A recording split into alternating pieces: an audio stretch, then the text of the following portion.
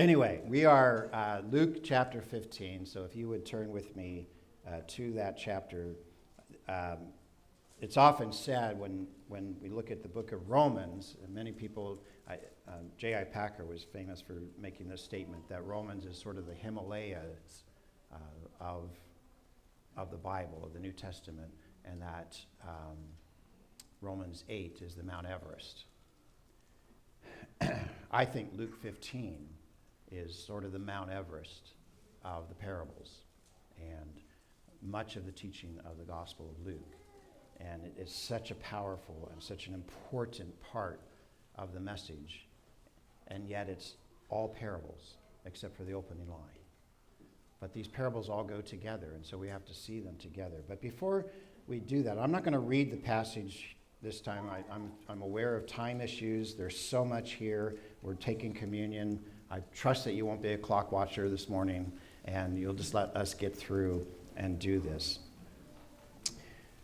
But the first part of this, it says, "Now the tax collectors and sinners were all drawing near to him. And the Pharisees and the scribes grumbled, saying, 'This man receives sinners and eats with them.'" One of the things that you undoubtedly know as you read the Gospels is that the primary antagonist of Jesus is the Pharisees, the religious leaders. The religious. And yet, over and over and over again, they are his primary antagonist. And you have to ask yourself, well, why is this so important? And what are we supposed to do with that? Because we don't even have a Pharisee party anymore. So how are we supposed to deal with this issue, that the constant problem that Jesus has, the constant people that he's contending with, the ones who end up killing him are the religious. And one of the issues here is that the Pharisees have the wrong view of God. They see him not in the way that God wants them to see him.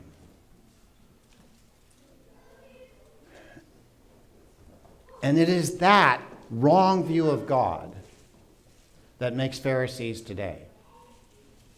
And even though we don't have a Pharisee party, we have a Pharisee spirit. We talked about this in our workshop yesterday, that one of the characteristics of this congregation over its history was that it has fought and dealt with a Pharisaic spirit. What is that, and where does it come from? Well, as I said, it comes from a wrong view of God, and many of us struggle with it. Actually, we all start life with the wrong view of God. The Pharisee spirit just takes that in and turns it into their religion. What causes it? Well, a lot of times it's the way we see our Father.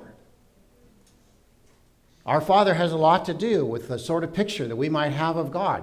I had two fathers. My first one was completely absent from my life. Hardly knew him. So for me, a father was an absent figure. My stepfather was abusive, severely abusive. So for me, a father could be judgmental, critical, violent. So it was very difficult for me when I became a follower of Christ and as I was trying to grow up into a relationship with him, to see God either not as someone who's completely away and separate and wholly other, that had no relationship with me, or who wasn't one who was constantly seeking to judge me and correct me and discipline me. Kind of confusing when you have those two views of the Father and you think that's who God is. Many of us might have other experiences of fathers that give us the same kind of picture. And as a result, we develop this misunderstanding of who God is. And it creates this spirit.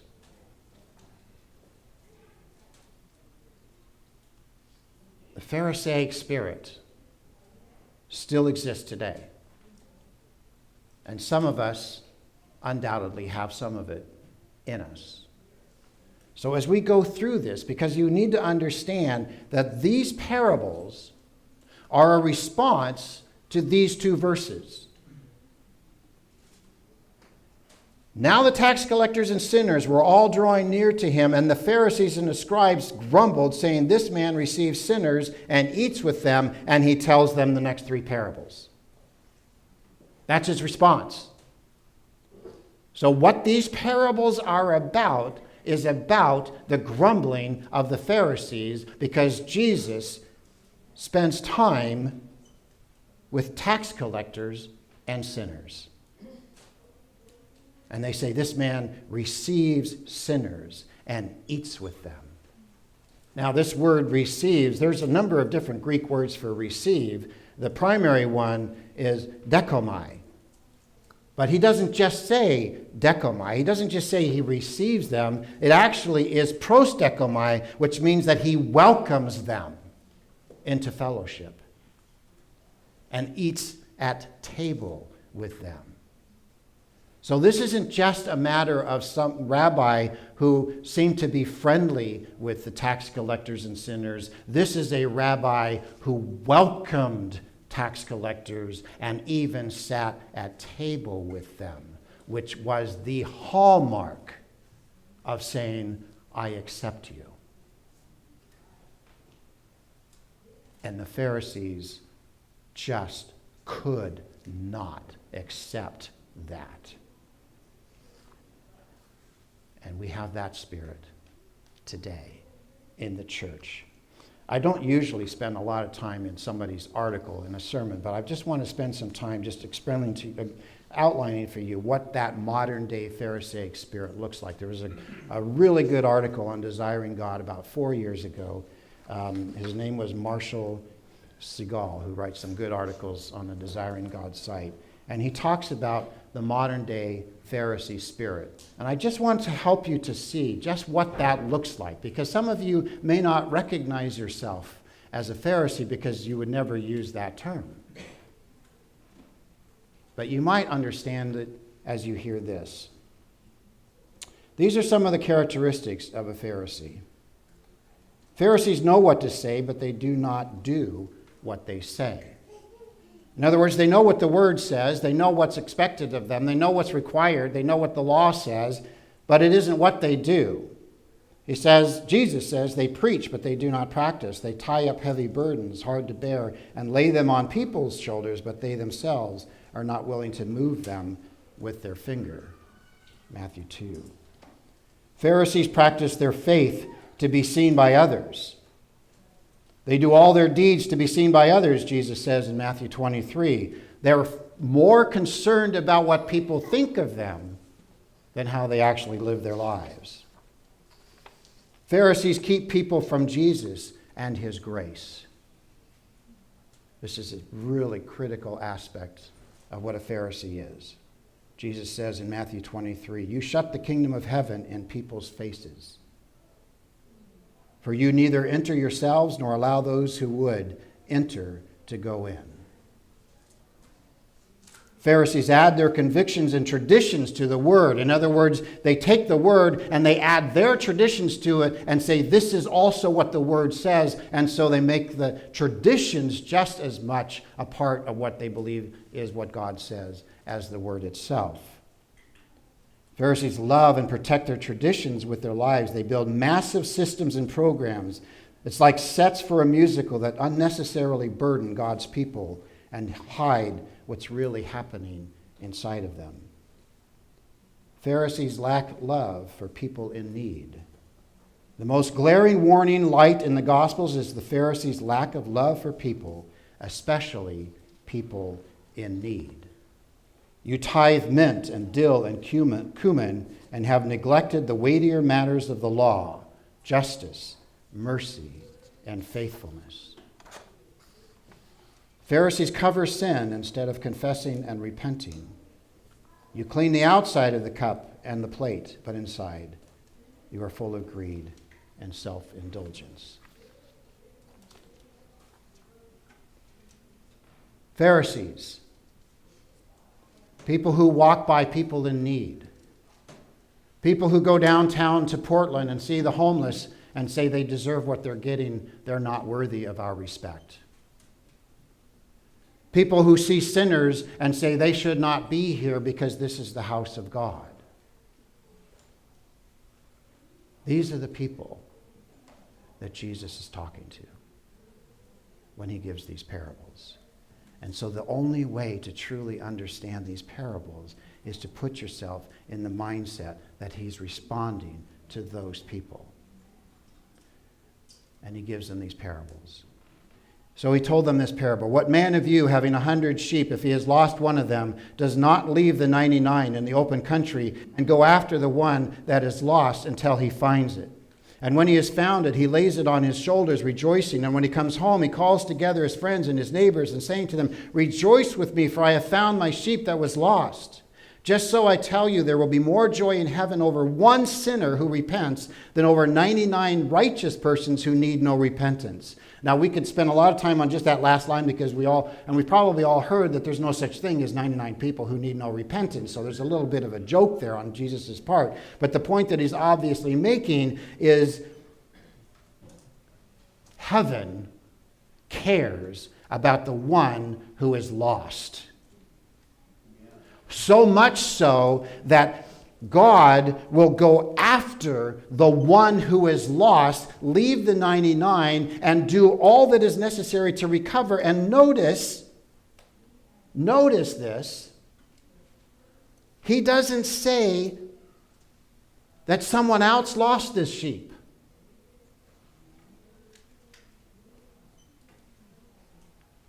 He says, the one he has lost.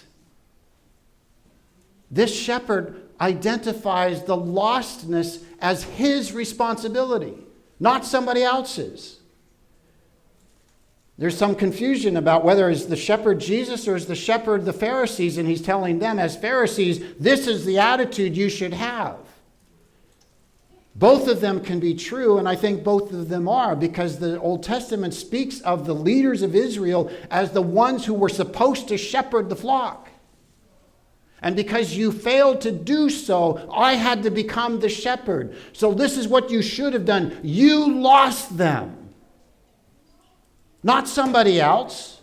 You lost them. And it's your responsibility to go out and find them and do whatever is necessary, even if it means picking them up and carrying them home. Just like the parable we saw last week of the banquet and those who were invited at the end. And he said, go, beat the bushes and compel them to come home. This is the heart of God.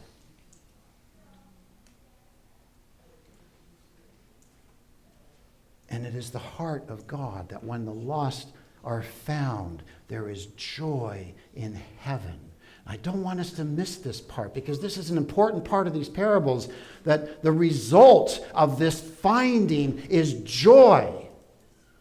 We sing his banner over me is love in motions, despite how unable we are to do that, because there is joy in what God has done. And if we get so focused on the law and the legal and the righteousness and all the things that we're supposed to do, and we don't understand that God has given us a reason to have great joy, because the heavens rejoice when one is saved.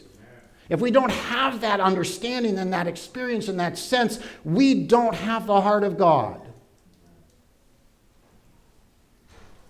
Or what woman, having 10 silver coins, if she loses one coin, does not light a lamp and sweep the house and seek diligently until she finds it? There's so many details here, I'm just skipping over.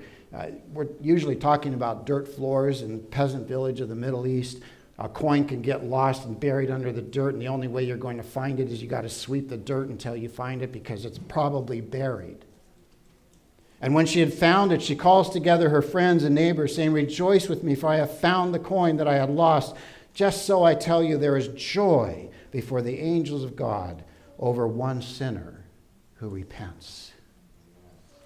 This is the nature of our God.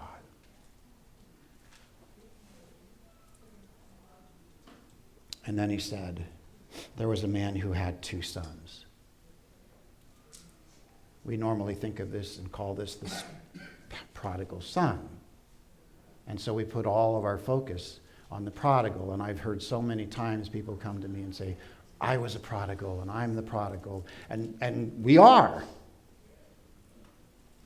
Most of us are. But notice how Jesus identifies this parable. There was a man who had 2 sons. This isn't a parable just about the prodigal. This is a parable about the prodigal and his brother. 2 sons. Both equally important in this story. Most of the focus is on this prodigal in most people's recollection of this parable. But both are of equal importance. There was a man who had 2 sons. The younger of them said to his father, Father, give me the share of property that is coming to me. We often think, and sometimes it's translated, that he's asking for his inheritance. The reality is he's not asking for his inheritance. He doesn't want his inheritance, because if he had his inheritance, then he would take responsibility, because having an inheritance means that you will be responsible for the property that you are inheriting. He wasn't asking for that. He was asking for the share. He wanted his money. So the only way this father could take this was to actually sell off property that would be his and give him the cash.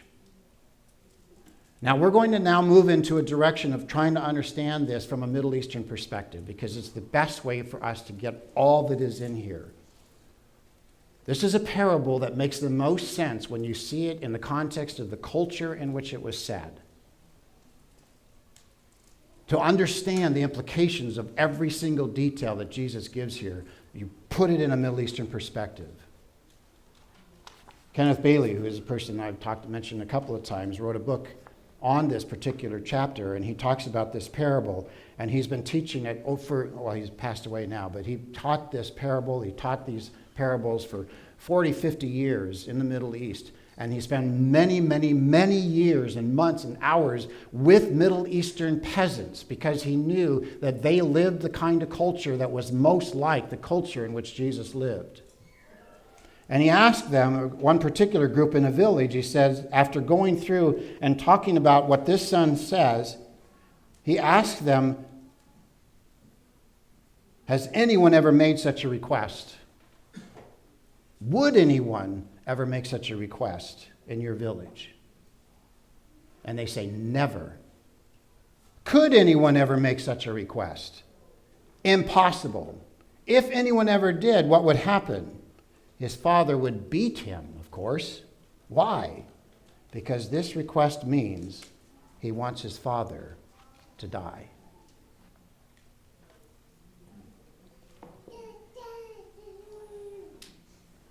The son, the prodigal son, is the one who wants nothing to do with God. He wants nothing to do with his father. He wants nothing to do with any of this stuff. He just wants to live for himself. This is a bad guy. Don't get me wrong. This is a bad guy. This is a guy who's gone out and lived his life to do all that he wants to do, to live for himself, and he makes all kinds of bad choices, which totally hurt his father. And yet, his father divides his property between his sons.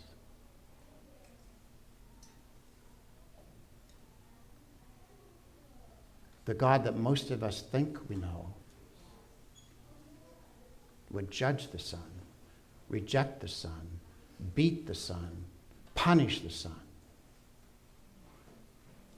This father gives him what he wants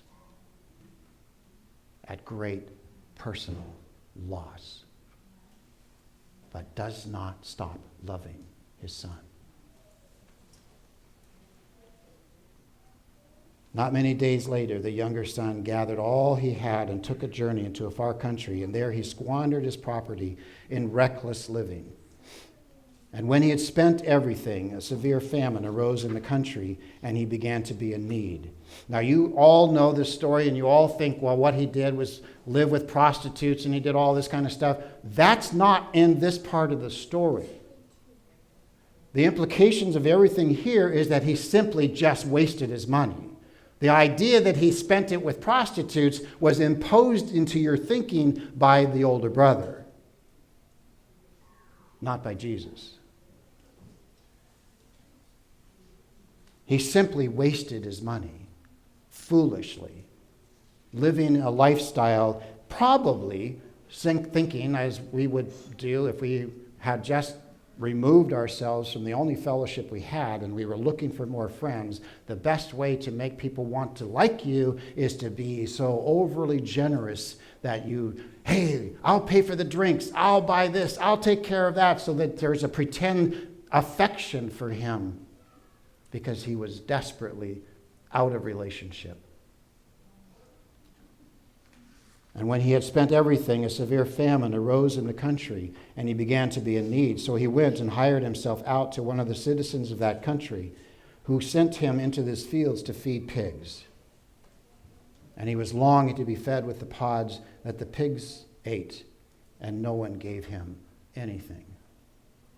So we know he completely removed himself from all fellowship. He removed himself from his family. He removed himself from the village. He removed himself from the community and ended up in a land far away. And obviously, most would assume that he was a Jewish boy now living in a Gentile territory, and so far down the ladder that he ends up having to feed the despised pigs. And because there was a famine in the land, there was nothing for him to eat. And he would have been glad to eat the pods, but he couldn't, because the pods fed to pigs in that culture would have destroyed his insides. So he couldn't even possibly eat any of what was there. And he begged, and nobody would feed him. So now he's desperate. Now he has nothing. And so he is at the bottom of end of his rope. You know how bad I am with cliches. He's at the end of his rope. And when he came to himself, he said, "How many of my father's hired servants have more than enough bread, but I perish here with hunger? I will arise." Now look, he's recognized that he's at the bottom, and he says to himself, "I will arise, I will go to my father, and I will say to him, 'Father, I have sinned against heaven and before you. I am no longer worthy to be called your son. Treat me as one of your hired servants.'" Now, I have heard many a person say that this is him repenting. This is not. This is him negotiating. He knows he's in a desperate situation. He knows he needs help. He knows probably the best source that he might be able to go to is his father, but he knows he's not worthy to get any kind of restoration with his father, so his intention is to go back to his father and seek to negotiate a role as servant. Hired servant. He's negotiating. So when he arose and came to his father, and he arose and he came to his father, but while he was still a long way off, his father saw him and felt compassion and ran and embraced him and kissed him. Now we have to put this into context. Every person in this village knows what this young man has done. Every person in this village knows that he has humiliated his father. Every person in this village knows that this young man is absolutely unworthy. The most likely scenario that he would be facing as he walks through this village is that they will mock him. They will probably throw stones at him. They will spit on him. They will treat him in the most humiliating of ways because he deserves so much more than he got.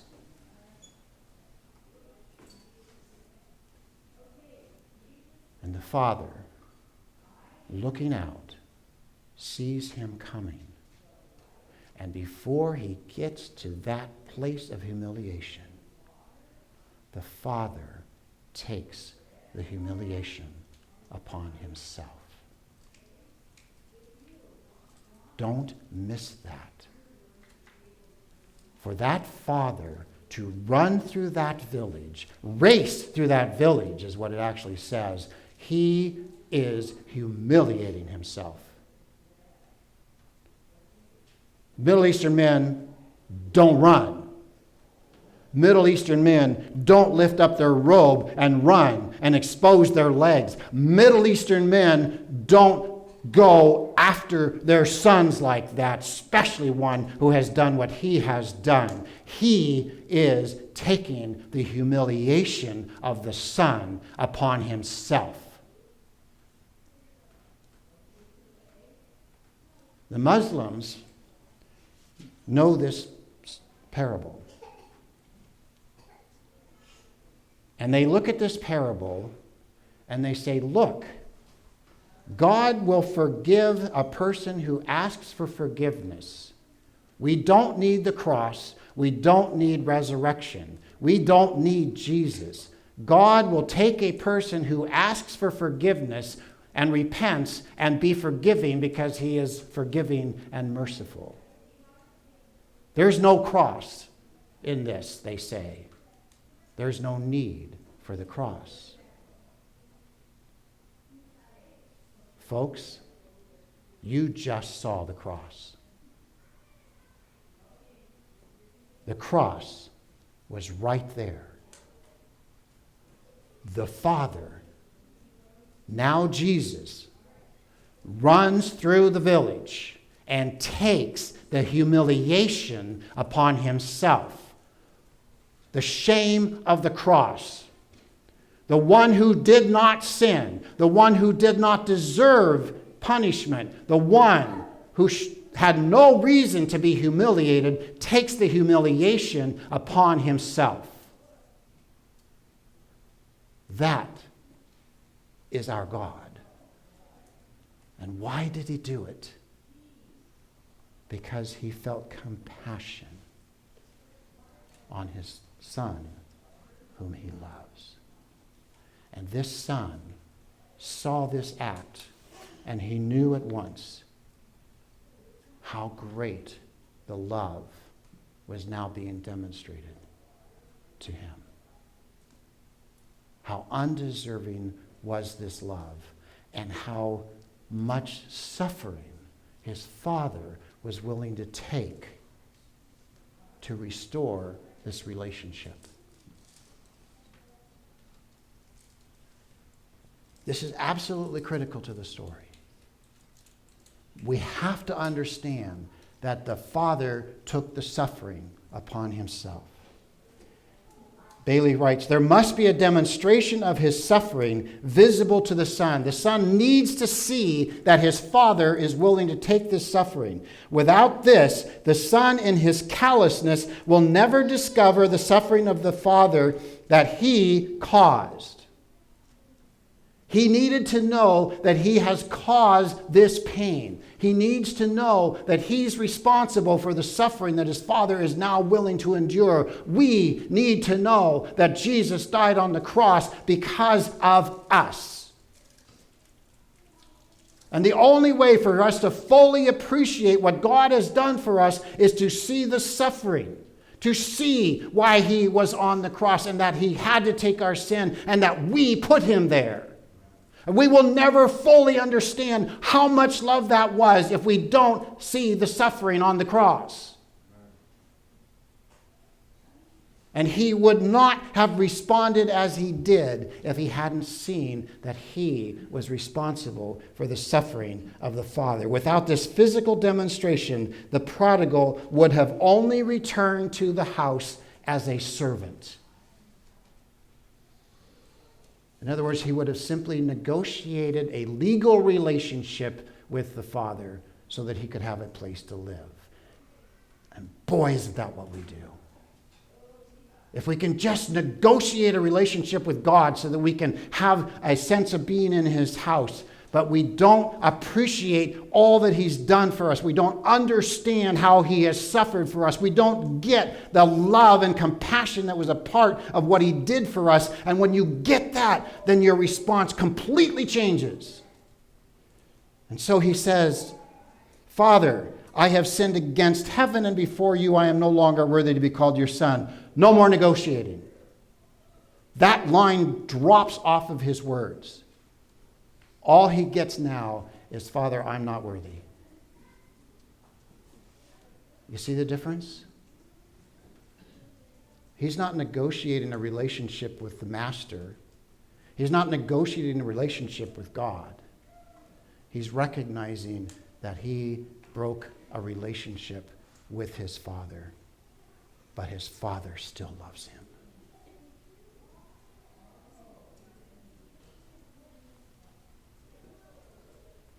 So the father said to his servants, bring quickly the best robe and put it on him, and put a ring on his hand and shoes on his feet, and bring the fattened calf and kill it, and let us eat and celebrate. For this my son was dead and is alive again. He was lost and is found. And they began to celebrate.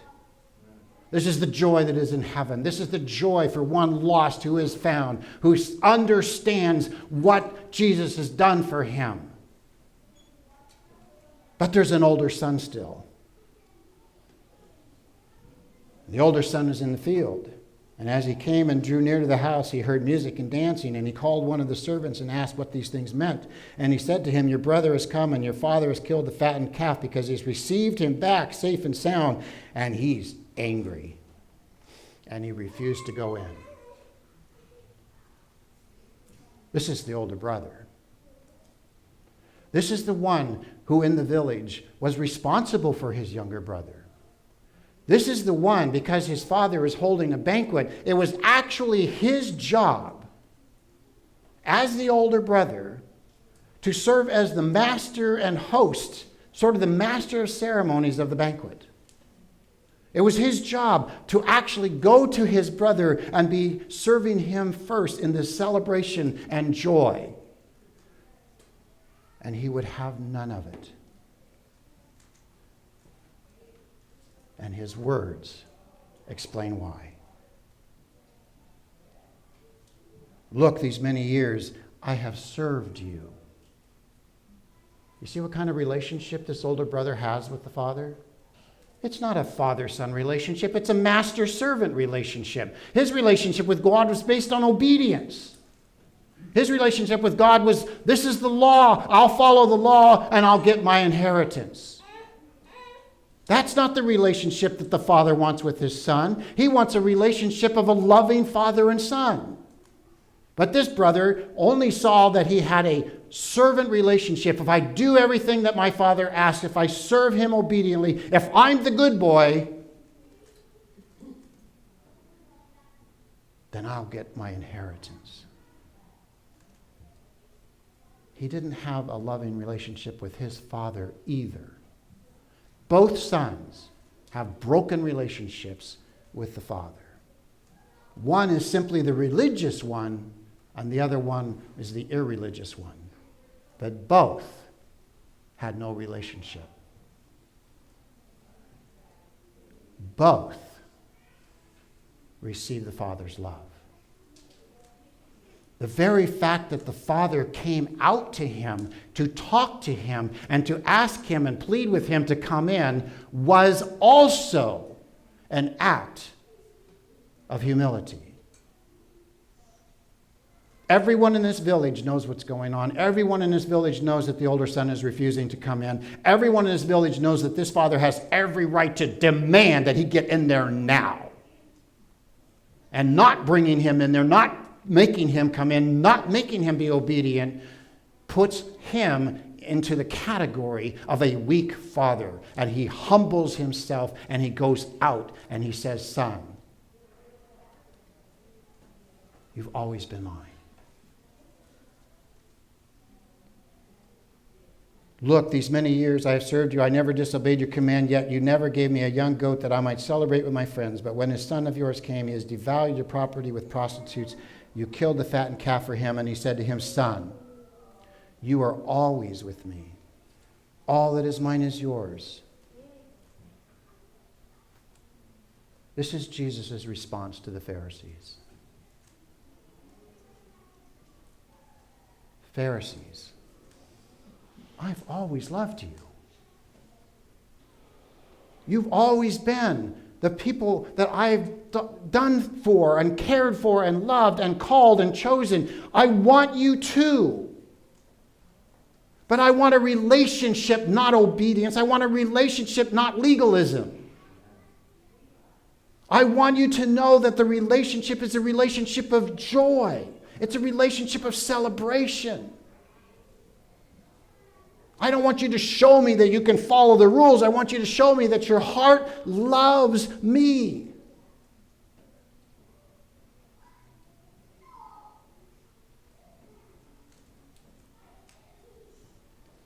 It's so sad that the father has to say to the older son, let me explain to you why we have joy. You see, that's the heartbreak of this story. The Pharisees don't have joy that the lost have been found. They can't appreciate that a God can have this love and mercy because they don't deserve it. I do. I've kept the law. I've followed the rules. I've been obedient. Those are just sinners. The heart of God says, those are your brothers. Those are your sisters. They're lost. It's your job to go get them. It's your job to go to them and say, do you not know the love of God? He loves you. He wants you. He cares about you. He will suffer for you. He died for you. I don't get Pharisaism. It does not compute in my mind.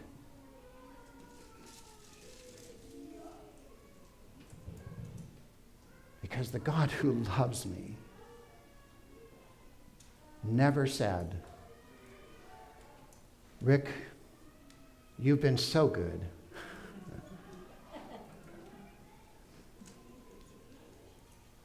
I've never heard that from him. Good reason.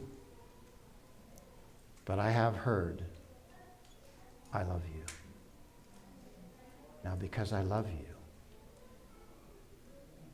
let's be in relationship. Let's be family. Let's celebrate. Let's have joy. Let's get together and recognize what has taken place and be a family together. And let's make sure that everyone else knows that they are also invited. Go out and bring others who've also been lost and say, hey, God loves you. He died for you. He's inviting you into his banquet.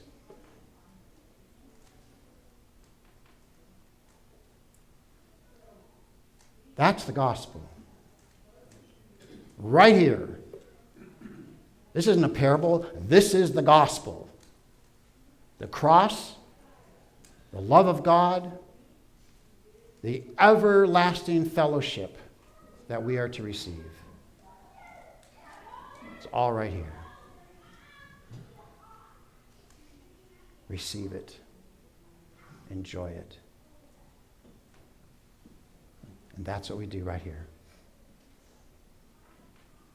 That's what we get when we come to the table. If we could sing the song, if it was a good congregational song, we would sing Come to the Table. You know the song? Come to the Table? The song says, if the video has all these people getting invitations, and they don't even know why they're coming. They come, and they come to the table, and they're in fellowship. Jesus has extended that invitation. Come to the table. Come. Know that he died for you, that his body was broken for you, that he poured out his blood for you. He took the humiliation of your sin upon himself so that you could be his, not because you have figured out how to be rule followers, but because you have said, I don't know how to respond to this love in any other way but to say, I am unworthy. Thank you. Let me love you back. Let us receive this loving table.